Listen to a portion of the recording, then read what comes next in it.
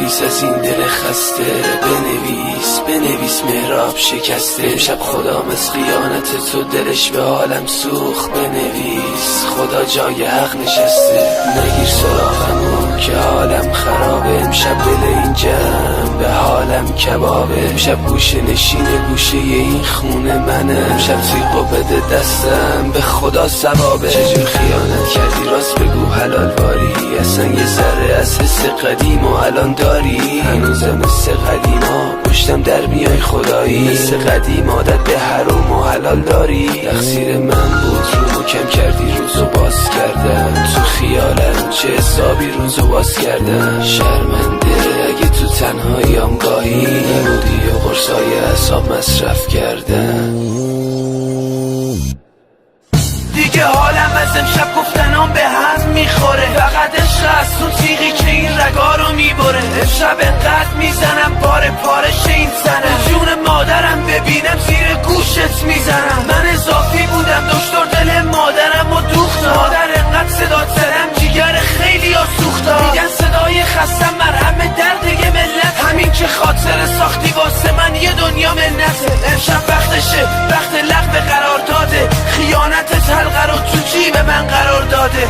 ای وای از شکستن بغض و ای وای از این دل ساده. تبریک به داش گلم که امشب داماده. همون از رفیقای بی غیرت نامرد تورگی. یا از حال خرابیای من با عرقای سگی. قرار دادی بودی از اولش مدت داشتی. کم به فکر منم بودی توی این مدت کاشی.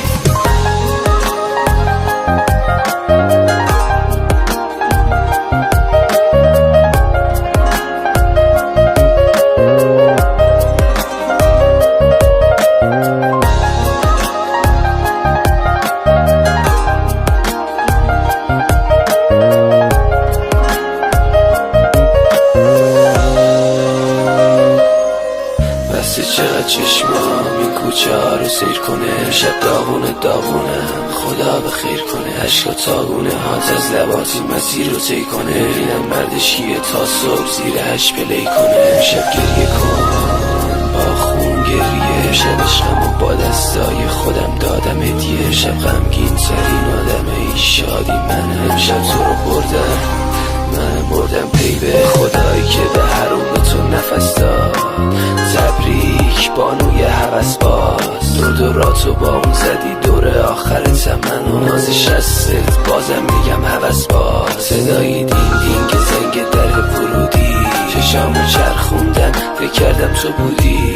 روزا میگذره روز به روز رو به سقوطی. چیه چرا امروز رو حالت سکوتی. لباسای نومو پوشیدم امشب دعوتیم مادر. خدا مهمونی گرفت منم دعوت شدم.